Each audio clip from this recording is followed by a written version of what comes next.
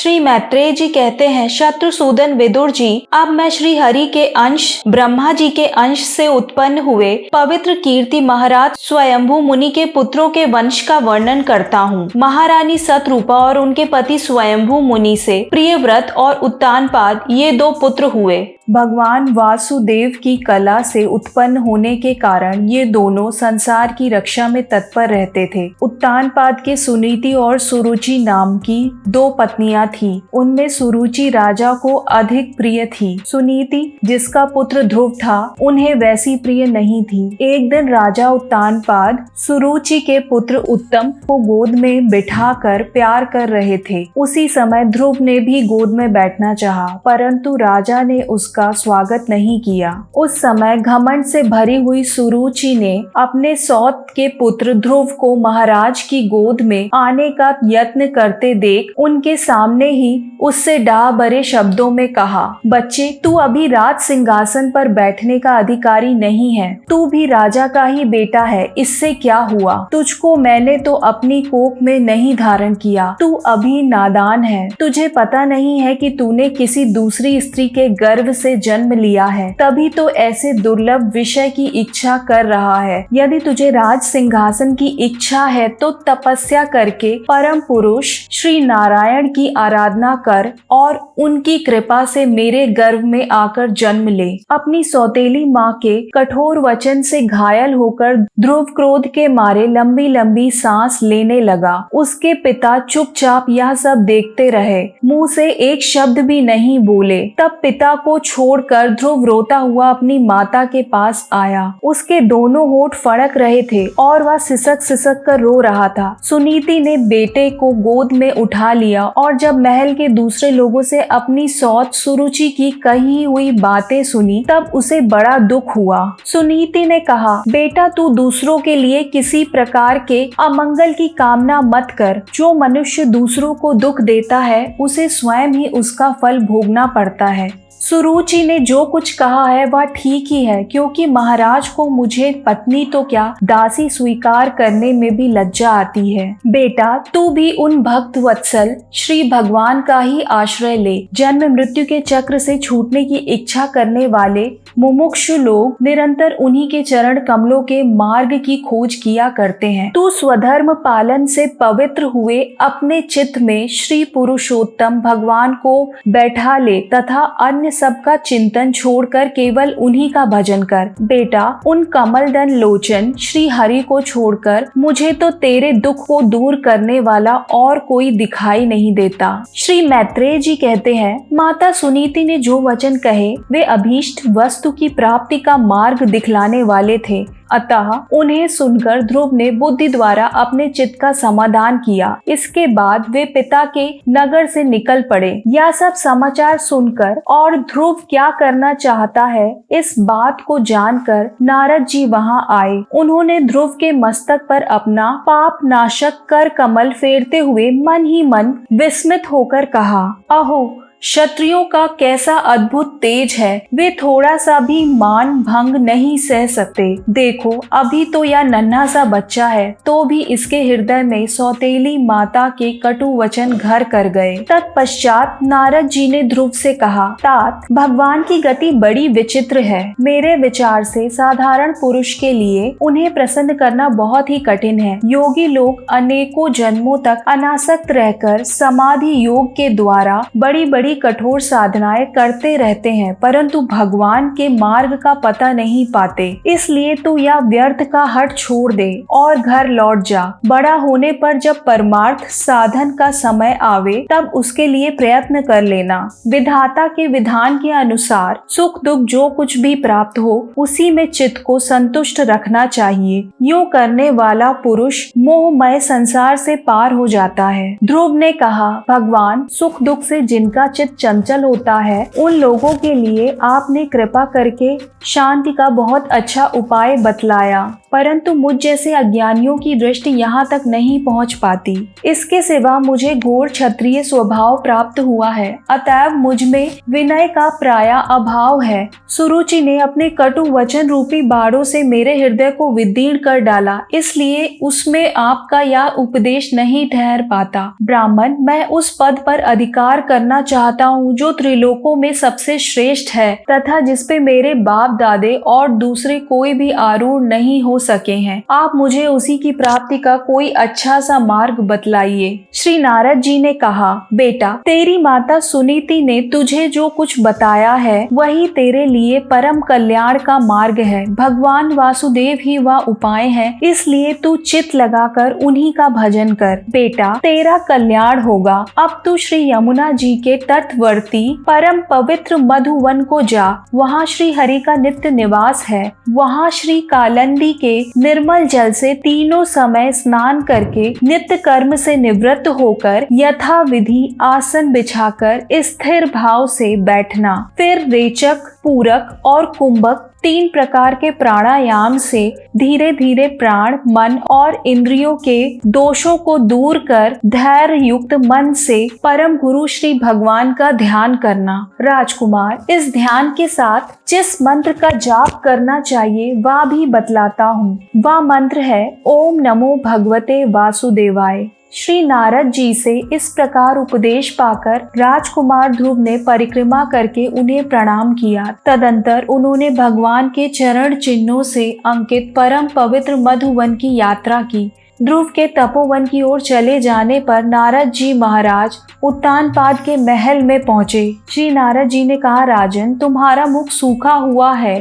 तुम बड़ी देर से किस सोच विचार में पड़े हो? तुम्हारे धर्म, अर्थ और काम में से किसी में कोई कमी तो नहीं आ गई? राजा ने कहा, ब्राह्मण, मैं बड़ा ही स्त्रैण और निर्दयी हूँ। हाय, मैंने अपने 5 वर्ष के नन्हे से बच्चे को उसकी माता के साथ घर से निकाल दिया। श्री नारद जी ने कहा, राजन, तुम अपने बालक की चिंता मत करो। उसके रक्षक भगवान हैं। तुम्हें उसके प्रभाव का पता नहीं है। उसका यश सारे जगत में फैल रहा है। वह बालक बड़ा समर्थ है। जिस काम को बड़े बड़े लोकपाल भी नहीं कर सके, उसे पूरा करके वह शीघ्र ही तुम्हारे पास लौट आएगा। उसके कारण तुम्हारा यश भी बहुत बढ़ेगा। इधर ध्रुव जी ने मधुवन में पहुंचकर यमुना जी में स्नान किया और उस रात पवित्रता पूर्वक उपवास करके श्री नारद जी के उपदेशानुसार एकाग्र चित्त से परम पुरुष श्री नारायण की उपासना आरंभ कर दी। उन्होंने 3 रात्रि के अंतर से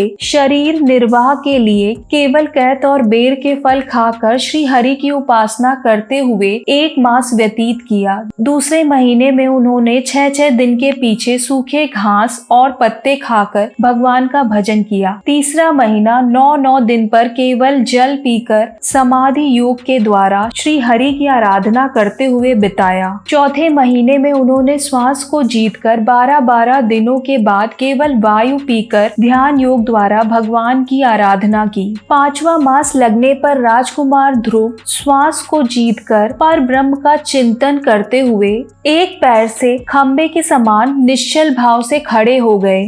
उस समय उन्होंने शब्दादि विषय और इंद्रियों के नियामक अपने मन को सब ओर से खींच लिया तथा हृदय स्थित हरि के स्वरूप का चिंतन करते हुए चित्त को किसी दूसरी ओर न जाने दिया।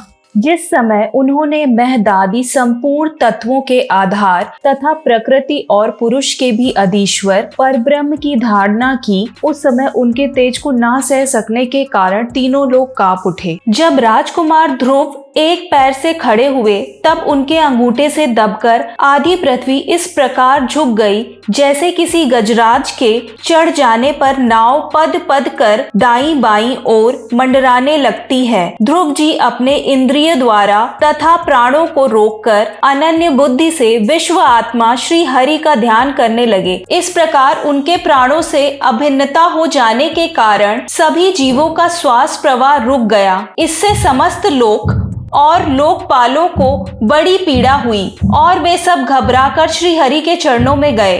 देवताओं ने कहा, भगवान, समस्त स्थावर जंगम जीवों के शरीरों का प्राण एक साथ ही रुक गया है। ऐसा तो हमने पहले कभी अनुभव नहीं किया। आप शरणागतों की रक्षा करने वाले हैं। अपनी शरण में आए हुए हम लोगों को इस दुख से छुड़ाइए। श्री भगवान ने कहा, देवताओं, तुम डरो मत। उत्तानपाद के पुत्र ध्रुव ने अपने चित्त को मुझ विश्व आत्मा में लीन कर दिया है। इस समय मेरे साथ उसकी अभेद धारणा सिद्ध हो गई है। इसी से उसके प्राण निरोध से तुम सबका प्राण भी रुक गया है। अब तुम अपने अपने लोकों को जाओ। मैं उस बालक को इस दुष्कर तप से निवृत्त कर दूंगा। उस समय ध्रुव जी तीव्र योगाभ्यास से एकाग्र हुई बुद्धि के द्वारा भगवान की बिजली के समान दे दीप्यमान जिस मूर्ति का अपने हृदय कमलों में ध्यान कर रहे थे, वह सहसा विलीन हो गई। इससे घबराकर उन्होंने ज्यों ही नेत्र खोले कि भगवान के उसी रूप को बाहर अपने सामने खड़ा देखा। प्रभु का दर्शन पाकर बालक ध्रुव को बड़ा कौतूहल हुआ।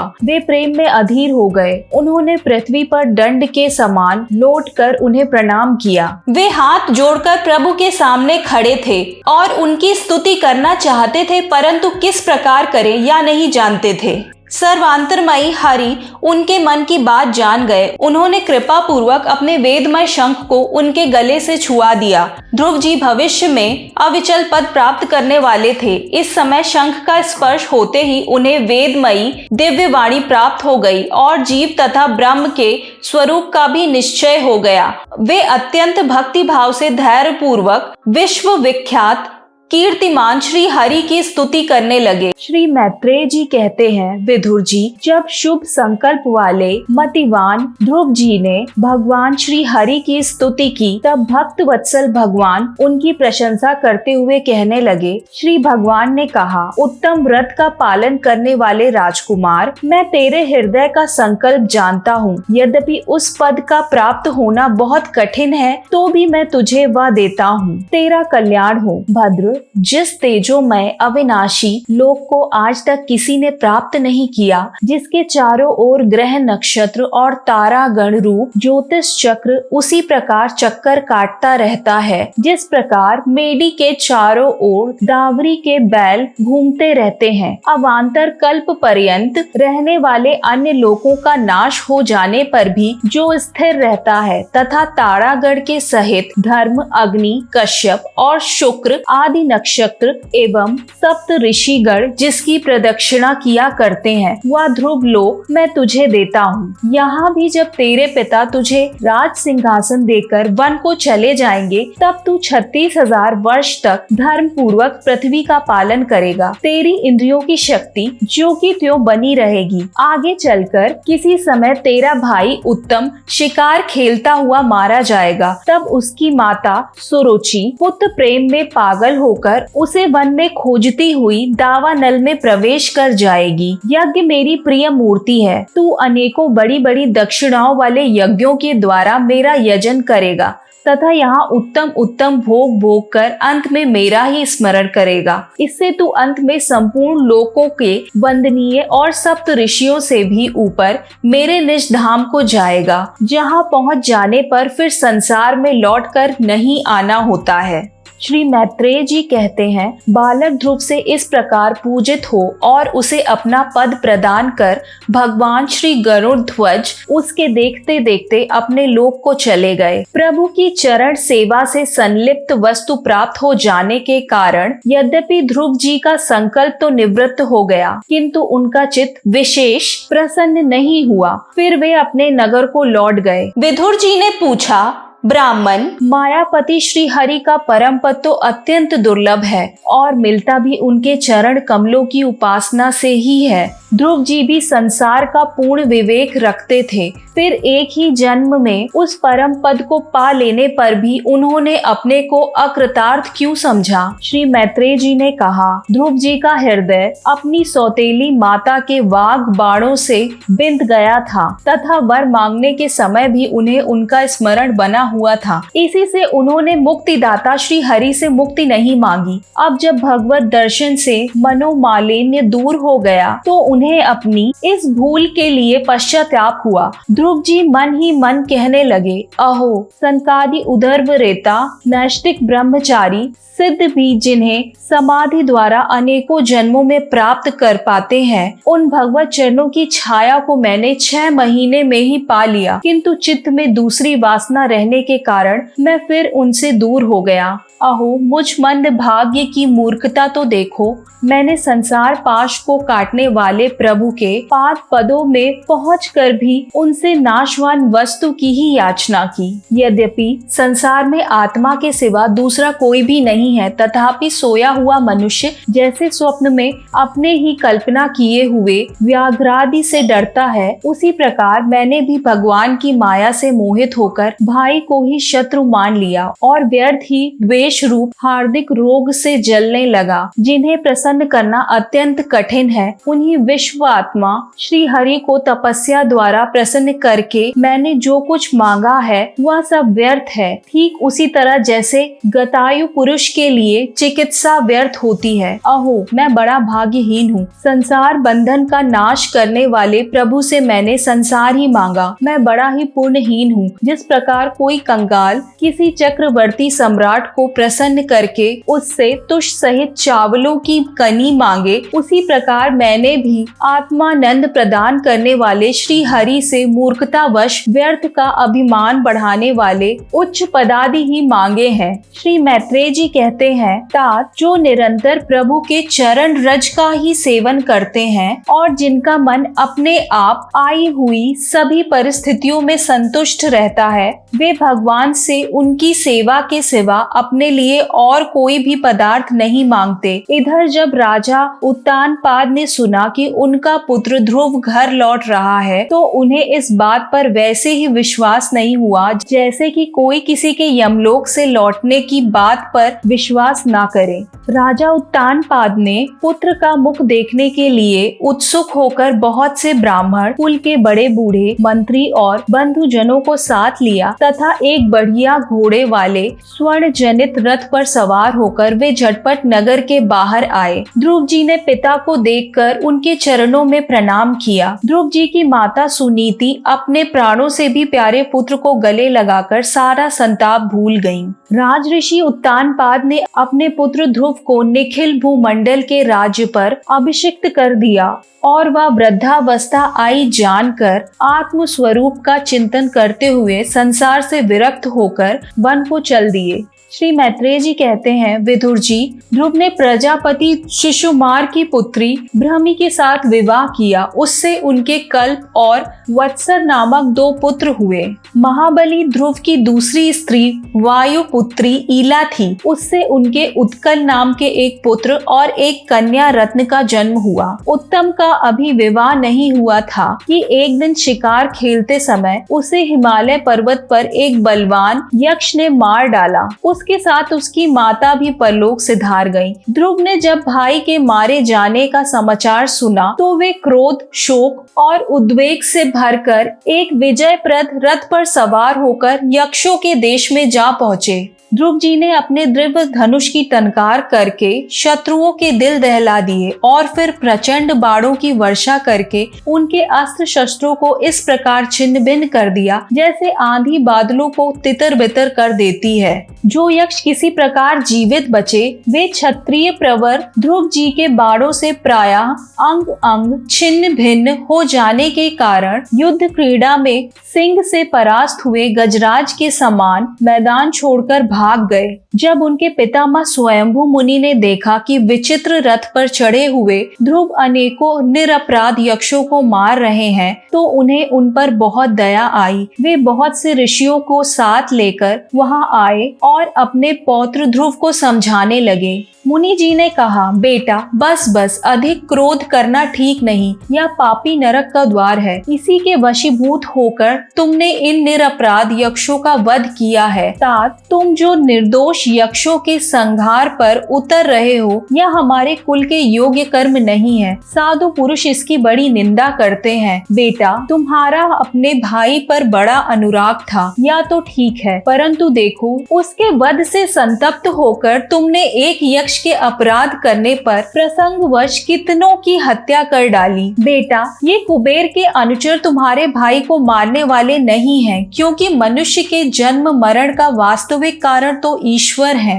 एकमात्र वही संसार को रचता, पालता और नष्ट करता है। तुमने जो यह समझकर कि ये मेरे भाई को मारने वाले हैं, इतने यक्षों का संहार किया है, इससे तुम्हारे द्वारा भगवान शंकर के सखा कुबेर जी का बड़ा अपराध हुआ है। इसलिए बेटा, जब तक कि महापुरुषों का तेज हमारे कुल को आक्रांत नहीं कर लेता, इसके पहले ही विनम्र भाषण और विनय के द्वारा शीघ्र उन्हें प्रसन्न कर लो। इस प्रकार स्वयंभू मुनि ने अपने पौत्र ध्रुव को शिक्षा दी। तब ध्रुव जी ने उन्हें प्रणाम किया। इसके पश्चात वे महर्षियों के सहित अपने लोक को चले गए। श्री मैत्रेय जी कहते हैं, विदुर जी, ध्रुव का क्रोध शांत हो गया और वे यक्षों के वध से निवृत्त हो गए। यह जानकर भगवान कुबेर वहां आए। उस समय यक्ष, चारण और किन्नर लोग उनकी स्तुति कर रहे थे। उन्हें देखते ही ध्रुव जी हाथ जोड़कर खड़े हो गए। तब कुबेर ने कहा, श्री कुबेर जी बोले, शुद्ध हृदय क्षत्रिय कुमार, तुमने अपने दादाजी के उपदेश से ऐसा दुस्त्यज बैर त्याग दिया, इससे मैं तुम पर बहुत प्रसन्न हूँ। वास्तव में न तुमने यक्षों को मारा है और न यक्षों ने तुम्हारे भाई को। समस्त जीवों की उत्पत्ति और विनाश का कारण तो एकमात्र काल ही है। प्रियवर, हमने सुना है तुम सर्वदा भगवान कमल नाभ के चरण कमलों के समीप रहने वाले हो, इसलिए तुम अवश्य ही वर पाने योग्य हो। ध्रुव, तुम्हें जिस वर की इच्छा हो मुझसे निसंकोच एवं निशंक होकर मांग लो। श्री मैत्रेय जी कहते हैं, विदुर जी, यक्षराज कुबेर ने जब इस प्रकार वर मांगने के लिए आग्रह किया, तब महाभागवत महामति ध्रुव जी ने उनसे यही मांगा कि मुझे श्री हरि की अखंड स्मृति बनी रहे, जिससे मनुष्य सहज ही दुस्तर संसार सागर को पार कर जाता है। इडविडा के पुत्र कुबेर जी ने बड़े प्रसन्न मन से उन्हें भगवत स्मृति प्रदान की। फिर उनके देखते देखते वे अंतर्ध्यान हो गए। इसके पश्चात ध्रुव जी भी अपनी राजधानी को लौट गए। ध्रुव जी बड़े ही शील संपन्न, ब्राह्मण भक्त, दीन वत्सल और धर्म मर्यादा के रक्षक थे। उनकी प्रजा उन्हें साक्षात पिता के समान मानती थी।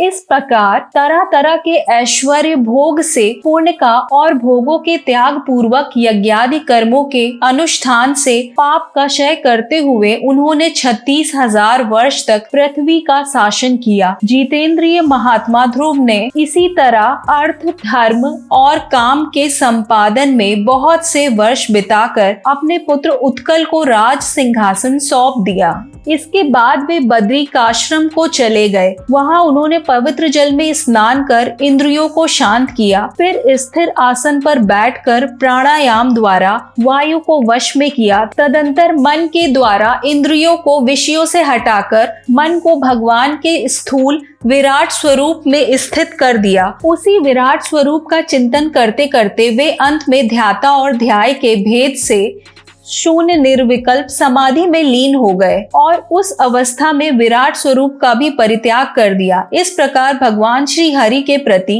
निरंतर भक्ति भाव का प्रवाह चलते रहने से उनके नेत्रों में बार बार आनंद अश्रुओं की बाढ़ सी आ जाती थी। इससे उनका हृदय द्रवीभूत हो गया और शरीर में रोमांच हो आया।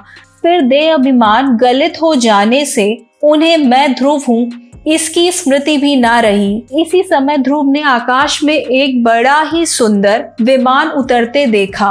वह अपने प्रकाश से दसों दिशाओं को आलोकित कर रहा था, मानो पूर्णिमा का चंद्र ही उदय हुआ हो। उसमें 2 श्रेष्ठ पार्षद गदाओं का सहारा लिए खड़े थे। उनके 4 भुजाएं थीं। सुंदर श्याम शरीर था, किशोर अवस्था थी और अरुण कमलों के समान नेत्र थे। वे सुंदर वस्त्र, किरीट, हार, भुज मूंछबंद और अति मनोहर कुंडल धारण किए हुए थे। उन्हें पूर्ण श्लोक श्री हरि के सेवक जान ध्रुव जी ने हड़बड़ाहट में पूजा आदि का क्रम भूलकर सहसा खड़े हो गए और ये भगवान के पार्षदों में प्रधान है ऐसा समझकर उन्होंने श्री मधुसूदन के नामों का कीर्तन करते हुए उन्हें हाथ जोड़कर प्रणाम किया। ध्रुव जी का मन भगवान के चरण कमलों में तल्लीन हो गया और वे हाथ जोड़कर बड़ी विनम्रता से सिर नीचा किए खड़े रह गए।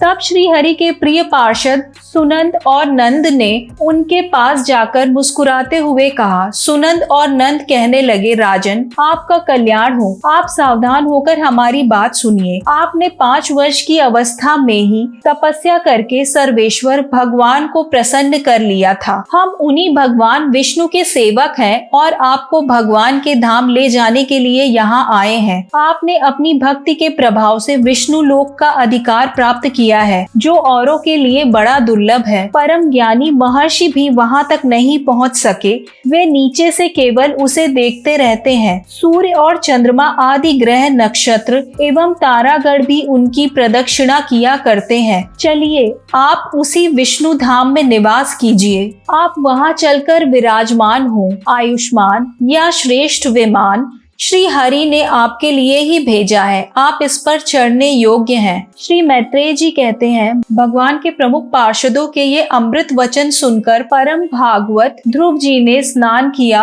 फिर संध्या वंदन आदि निवृत्त कर्म से निवृत्त होकर मांगलिक अलंकार आदि धारण किए। बद्रिकाश्रम में रहने वाले मुनियों को प्रणाम करके उनका आशीर्वाद लिया। इसके बाद उस श्रेष्ठ विमान की पूजा और प्रदक्षिणा की और पार्षदों को प्रणाम कर स्वर्ण के समान कांतिमान दिव्य रूप धारण कर उस पर चढ़ने को तैयार हुए। इतने में ही ध्रुव जी ने देखा कि काल मूर्तिमान होकर उनके सामने खड़ा है। तब वे मृत्यु के सर पर पैर रखकर उस समय अद्भुत विमान पर चढ़ गए। उस समय आकाश में दुंदुबी, मृदंग और ढोल आदि बाजे बजने लगे। श्रेष्ठ गंधर्व गान करने लगे और फूलों की वर्षा होने लगी। विमान में बैठकर ध्रुव जी जो ही भगवान के धाम को जाने के लिए तैयार हुए, क्यों ही उन्हें अपनी माता सुनीति का स्मरण हो आया। वे सोचने लगे, क्या मैं बेचारी माता को छोड़कर अकेला ही दुर्लभ वैकुंठ धाम को जाऊंगा। नंद और सुनंद ने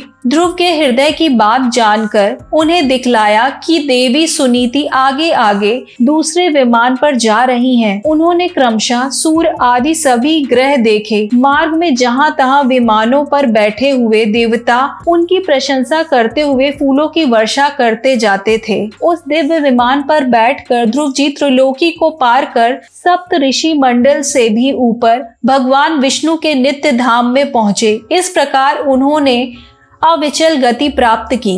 श्री मैत्रेय जी कहते हैं, विदुर जी, भागवत भक्त ध्रुव के इस पवित्र चरित्र को जो श्रद्धा पूर्वक बार बार सुनते हैं, उन्हें भगवान की भक्ति प्राप्त होती है। भगवान के परम पवित्र चरणों की शरण में रहने वाले जो पुरुष इसे निष्काम भाव से पूर्णिमा, अमावस्या, द्वादशी, श्रावण नक्षत्र, तिथिशय, व्यतिपात, संक्रांति अथवा रविवार के दिन श्रद्धालु पुरुषों को सुनाते हैं, वह स्वयं अपनी आत्मा में ही संतुष्ट रहने लगता है और सिद्ध हो जाता है। अगर यह कथा आपको प्रेरणादायक लगी हो तो चैनल को लाइक करें, शेयर करें और सब्सक्राइब करना ना भूलें। फिर मिलेंगे अगली कथा के साथ, तब तक के लिए जय हिंद।